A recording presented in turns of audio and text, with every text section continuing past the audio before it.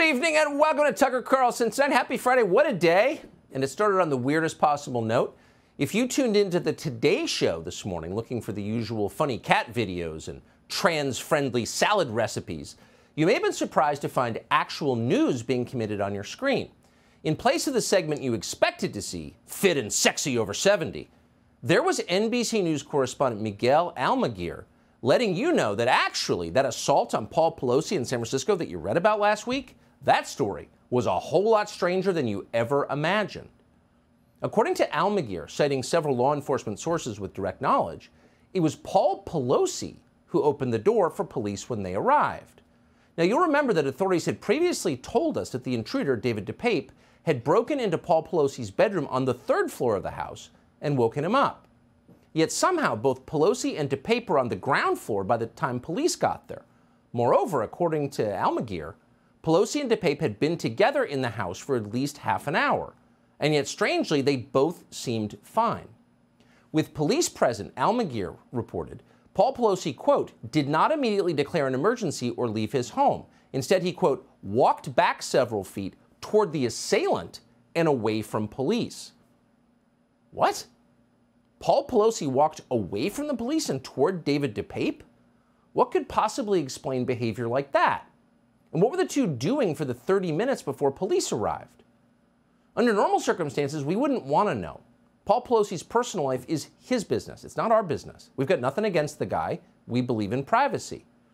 But unfortunately for Paul Pelosi, there's an election coming next week, and his wife's allies immediately politicized the assault against him. They tried to tell us that David DePape, a homeless, illegal alien nudist drug addict who had a BLM flag hanging near the broken school bus that he lives in, was actually a right-wing hitman inspired by Q, determined to act out the violence of January 6th in Nancy Pelosi's own home. They told us that, like we'd believe it. Then the President of the United States went on television and said it again. It's laughably absurd. Russia bombed its own pipeline, okay. But they said it, and they're still saying it. Then, out of nowhere, comes the Today Show, the head baton twirler in the Democratic Party's media pep squad, and completely, probably unintentionally, blows up their lie. After watching Almaguer's story in the Today Show this morning, you could only conclude, as Elon Musk put it, there's a tiny possibility there might be more to this story than meets the eye. You think? And now we know for a fact that there is more to the story because NBC News has Jeffrey Epsteined the entire thing. NBC deleted Almaguer's story both from its website and from Twitter. Why'd they do that? Well, obviously, they did it because the report was true. There's no question. When was the last time you saw someone punished for lying? No one's ever punished for lying. You can lie all you want. What you can't do is tell the truth about something important. That's dangerous. You will be punished if you do that. And many are punished, in case you haven't noticed. So just for fun, we called over to NBC News today. We want to get their explanation for why they censored their own story.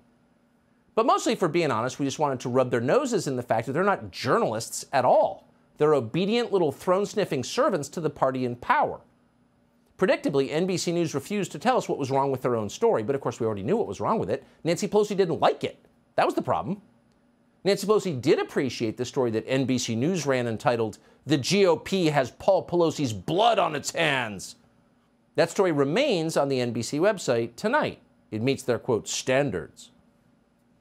So what are we watching here? Well, lying, obviously, but not the usual kind of lying. Normal people lie in a very recognizable way. They're human beings. They have consciences. They feel guilty about lying. So they don't go all the way. They shade the truth. Did you eat these cookies, you'll ask your 5-year-old? I had one, he'll say, looking at you nervously. He's lying, but he's doing it to the minimum extent he feels he has to.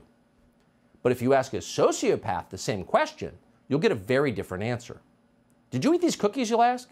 No, he'll reply, looking you straight in the face and smiling faintly. You ate them. That's not shading the truth. That's inverting the truth. It's scary, and you're seeing a lot of it lately. John Fetterman won The View today, for example. The one thing everyone knows about John Fetterman is that in May, he suffered serious brain damage from a stroke. He can now barely speak. That's true. It's obvious. There's no debate about it. Now, if you live in Pennsylvania, you may vote for John Fetterman on Tuesday anyway, depending upon how attached you are to late-term abortion. But no matter how you vote, with or against, you can't argue that John Fetterman, quote, looks and sounds great, because by any measure, he does not at all. But that's exactly what ABC hosts argued today. Watch this. I think you look and sound great. So last week, let me ask you this. You and Dr. Oz faced off in your first televised debate, and you said, quote, it wasn't exactly easy. I think it was an incredibly courageous and brave thing for you to show what healing from a stroke looks like. That's incredibly brave. On the other hand, Dr. Oz, a cardiac surgeon, in my view, came off as a bully. Does any of this surprise you, a man with a Harvard master's degree? Do you think the people of Pennsylvania saw what they needed to see from you to gain their vote? Yeah, I really believe that it certainly wasn't an even event for me, without a doubt. John Fetterman, you look and sound great. Really, ABC lady? Have you had a stroke too? How stupid do you think your audience is?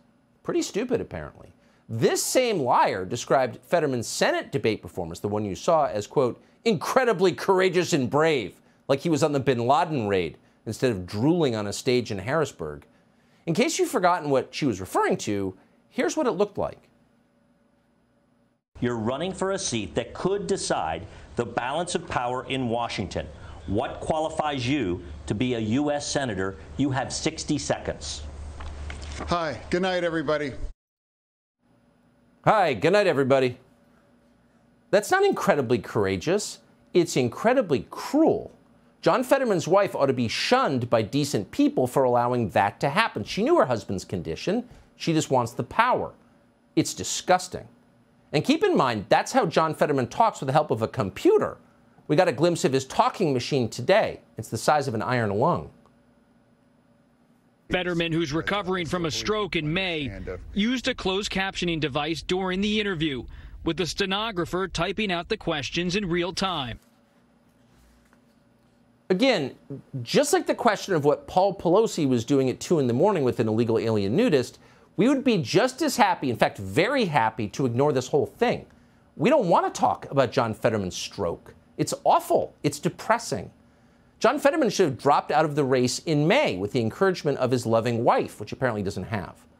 But instead, they're pushing him, the Democratic Party is pushing him to run for the Senate despite his inability to speak. And they're doing that because they want power. And for the rest of us, that means we are now required to pretend that this sad brain damage guy is actually incredibly brave and impressive. In other words, they're demanding that we ignore what we can see with our eyes. That's called the big lie. And 4 days before the midterm elections, it's everywhere. Here's Joy Reid of MSNBC telling you that inflation is not real. Now, you may imagine that you're paying more for spaghetti and 2x4s and heating oil. Oh, no. That's just a figment of your imagination. In fact, it's a diabolical psyop engineered by the Information Warfare Division of the Republican Party in Washington. Watch this. The only people I ever hear use the word inflation are journalists and economists, right? So that is not part of the normal lexicon of the way people talk. So it's interesting that Republicans are doing something they don't normally do, right? Which is not use the common tongue, right? Not use just common English to sort of do on their campaigns like they're doing with crime. But what they've done is they've taught people the word inflation, right? Yeah. Most people who would have never used that word ever in their lives are using it now because they've been taught it, including on TV, including in newspapers. They've been taught this word. Someday we're going to do a recurring segment called Guess Joy Reid's IQ. That'll be fun. What they've done, says the Harvard lady, what they've done is they've taught people the word inflation. There you have it, ladies and gentlemen. The Republican Party running around teaching people words, even 3-syllable words. Inflation. Inflation. It's scary. Next, some of these MAGA people will be reading and writing their own names on legal documents and God knows what else. Stop them before they bring literacy to the population. Before you know it, people will start to believe that crime is real. And for the record, it's not. But there's a major concern surrounding the racist rhetoric that often goes hand in glove with law and order messages. Republicans are pulling out all the old fear and loathing playbook, trying to scare voters about crime. They're not concerned about voter safety. They just want to keep voters scared. They have now turned to a strategy that sensationalizes crime, that weaponizes crime, and that racializes crime. The other guys play the crime card relentlessly and shamelessly. It's got racial elements to it. Let's just call that for what it is. The type of crime that scares Republican and independent voters the most, to make them believe that crime is skyrocketing, that America is a hellhole. And the thing is, it works. Dystopian, nakedly racist video, preferably grainy security cam footage featuring almost exclusively black people committing crime in big cities. See, that's the thing. You know what they're doing? Do you know what they're doing? These racists, they're weaponizing crime. It's not the guy with the weapon who's the problem. The one stealing your purse or raping you or breaking into your house or carjacking you with the kids in the back. No. That's not the weapon that we need to worry about. The weapon is you're noticing that it's happening. And in case you don't believe that, we have statistics. And they appeared the other day on CNN. CNN ran a report on FBI crime stats showing that crime is down. See? Crime is down. These are numbers.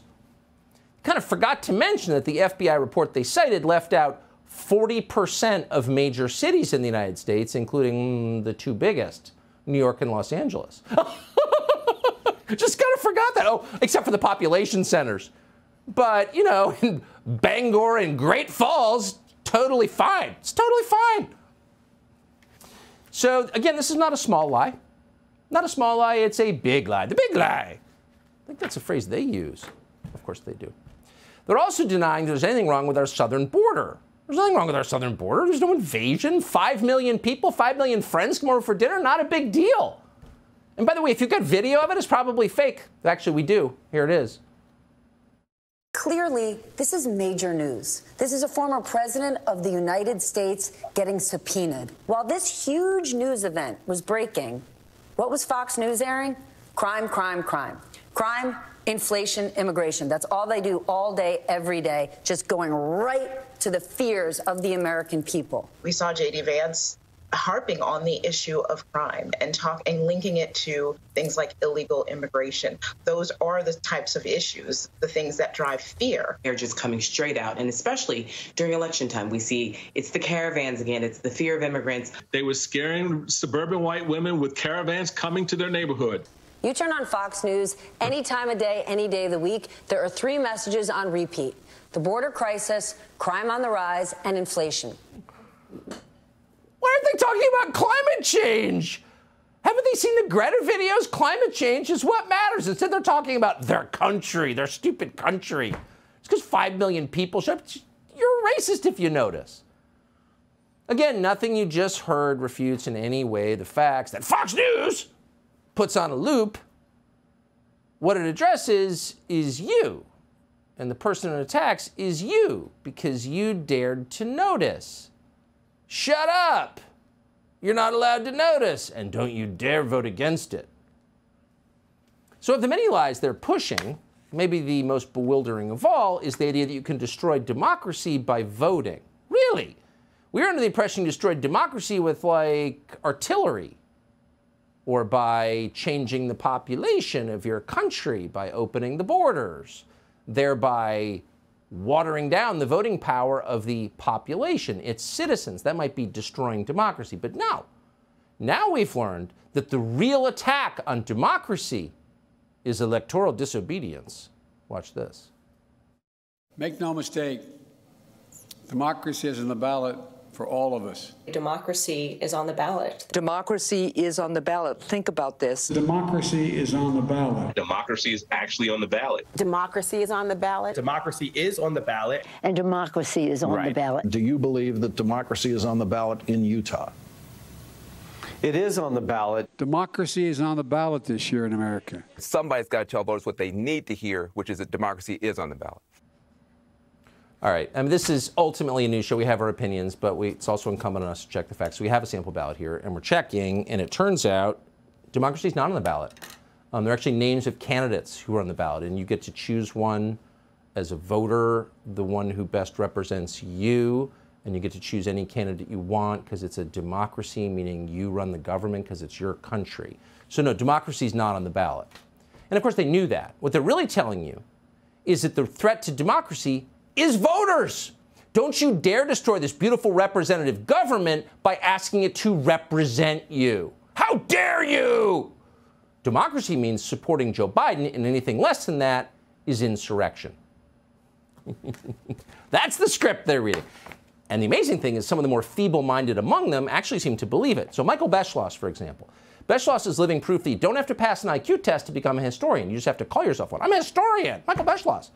So they hauled in Beschloss the other day from semi-retirement to ruminate about democracy. And they expected him to say, democracy's on the ballot.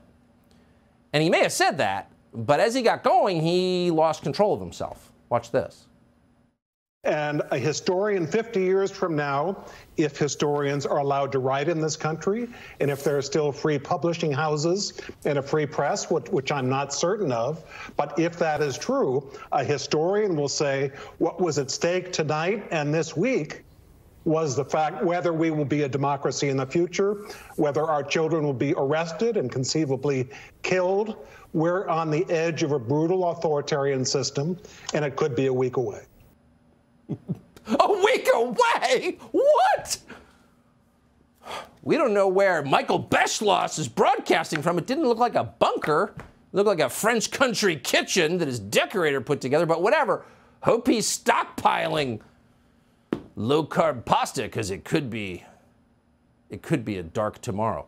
Now, keep in mind, this is the guy who is advising Joe Biden on extremism, but needless to say, he does not regard himself as an extremist. Quote, if you vote Republican, your children will be arrested and killed. That's his campaign slogan. It's not quite as reassuring as, say, a chicken in every pot or even hope and change. But at this point, Democrats are out of hope. And above all, they fear change. They want things to stay exactly the way they are. Unfortunately for them, Blake Masters may soon bring change to Washington. We hope he does. He's running for Senate from the state of Arizona. Subscribe to the Fox News YouTube channel to catch our nightly opens, stories that are changing the world and changing your life. From Tucker Carlson Tonight.